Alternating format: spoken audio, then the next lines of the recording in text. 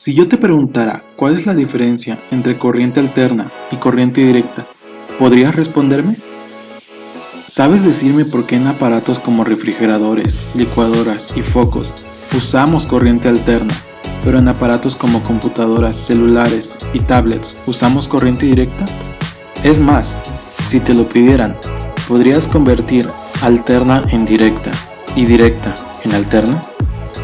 Si estas preguntas te han interesado, o si simplemente quisieras saber más acerca del tema, te invito a quedarte al video y descubrir qué es alterna y qué es directa. Seguramente cuando piensas en corriente alterna, piensas en esta línea serpenteante que sube de arriba para abajo. O si buscas en el diccionario, te dirá que es la corriente que cambia de sentido de forma periódica. Para la corriente continua, por otro lado, no solemos tener una imagen mental a la que podamos recurrir. Sin embargo, la podemos pensar como esta línea recta que no cambia, o como lo describe San Google, la corriente directa es una corriente eléctrica continua que fluye en una dirección solamente, sin variación sustancial en la magnitud. Pero si quisiéramos verla en el osciloscopio, se vería así. Si vemos las medidas en el osciloscopio, nos percatamos de un voltaje constante de 12, una frecuencia de 0 y por lo tanto un ciclo de trabajo de 0. Ahora, al principio del video planteé la idea de convertir un tipo de corriente en la otra. Probablemente tú ya sabes cómo convertir corriente alterna en corriente directa y sabrás que solo necesitas un diodo rectificador y un capacitor. También puede que sepas que existen circuitos que convierten la corriente directa en corriente alterna, los llamados inversores. Pero te voy a enseñar algo interesante. Para esto, solo necesitamos un simple potenciómetro. El potenciómetro se comporta como una resistencia variable entre el pin del centro y los extremos.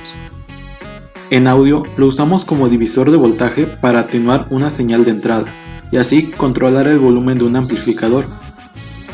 Pero quiero que veas esto. Mira lo que pasa si conecto la punta de prueba de mi osciloscopio a el pin del centro y lo empiezo a girar. ¿Acaso no es esa la corriente alterna de la que hablábamos? Un voltaje que cambia de valor constantemente, ¿no? Es decir, acabo de crear corriente alterna con un simple potenciómetro, ¿no? Es obvio que no podría alimentar nada con esta corriente alterna. Quemaría el potenciómetro al intentarlo. Y bueno, tal vez ya te diste cuenta que al girar el potenciómetro nunca llegó realmente a pasar el cero. Es decir, sí, la onda sube y baja como la alterna, pero solo se mueve entre 0 y 12 volts. No baja hasta menos 12 volts, o siquiera baja del cero. Entonces tú inteligentemente podrías decirme, oye, eso no es alterna. Ahora, mira lo que pasa cuando agrego un simple capacitor entre la salida del potenciómetro y la punta de mi osciloscopio. Por cierto, solo como una pequeña nota de lado, si quieres saber cómo tengo conectado esto, es de la siguiente forma.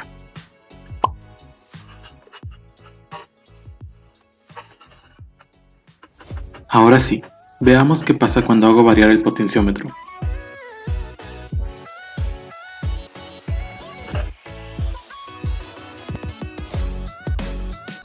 ¿Qué te parece, Ahora el voltaje no solo sube y baja, sino que hace el recorrido completo desde valores positivos hasta negativos, y viceversa.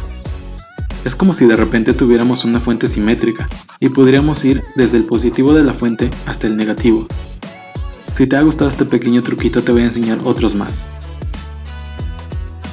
Ahora, vamos a reemplazar el potenciómetro por un botón, otro de los componentes más sencillos de la electrónica.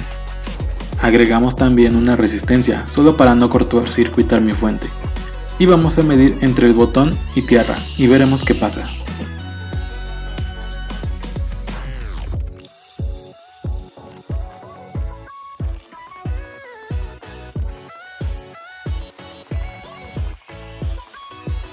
Aquí lo interesante no es la onda cuadrada que hemos creado con un simple botón.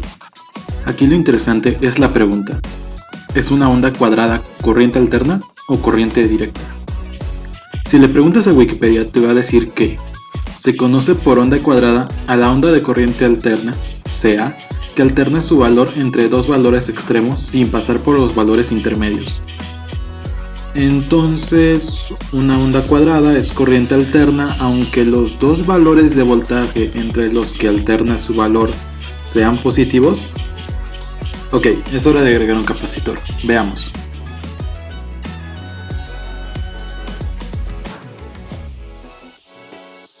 De nuevo, al agregar un capacitor, hemos logrado que en el osciloscopio veamos una forma de onda que suba a valores positivos y baje hasta valores negativos, pasando por 0 volts. Justo ahora, puede que pasen dos cosas, o que estés muy confundido, o que ya sepas qué es lo que está sucediendo y por qué. En cualquier caso, vamos a terminar de ver qué sucede con la forma de onda de diente de sierra. Veamos.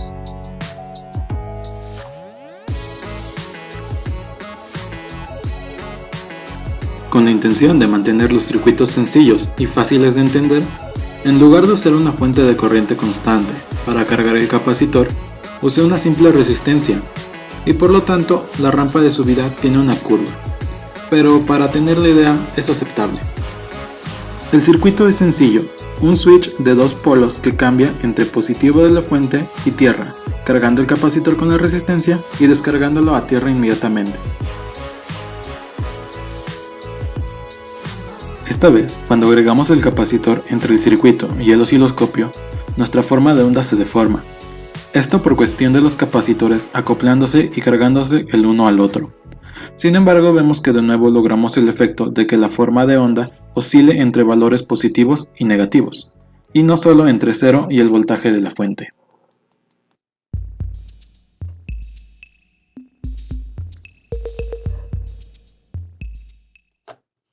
Muy bien, ya hicimos muchos experimentos.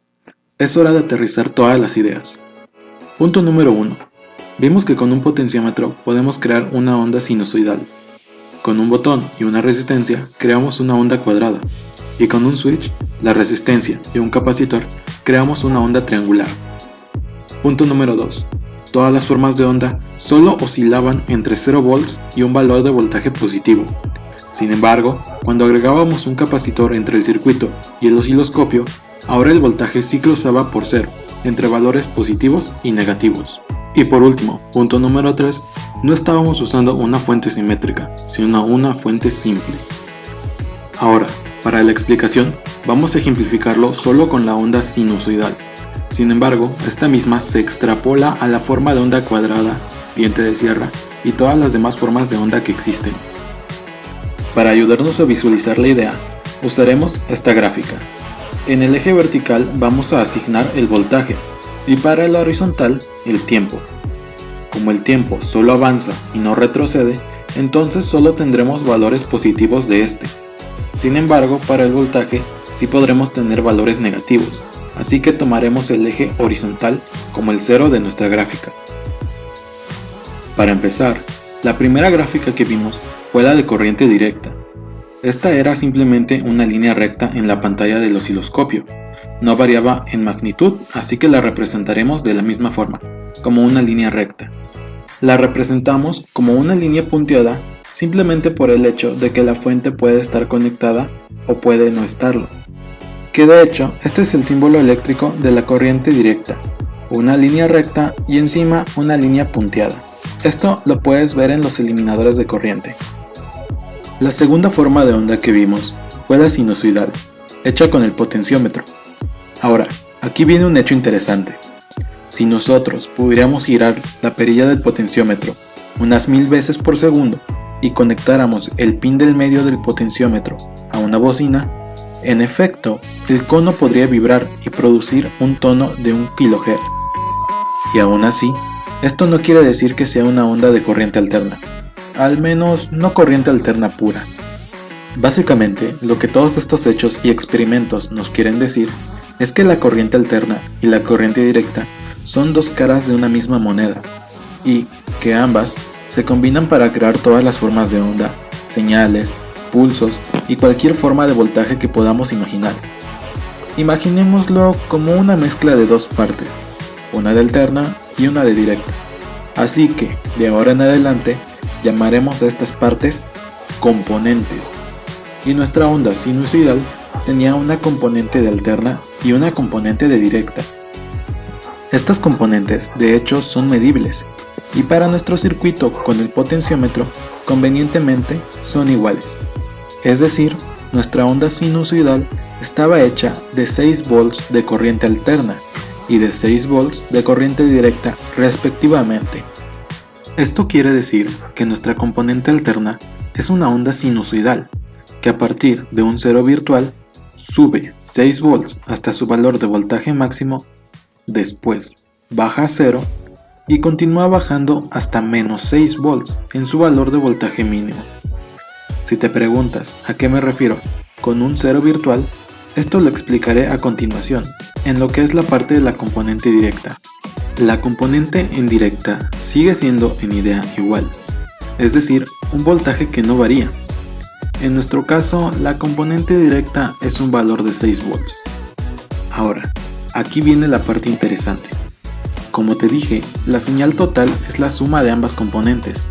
Por lo tanto, vamos a tener que sumar la parte alterna con la parte directa.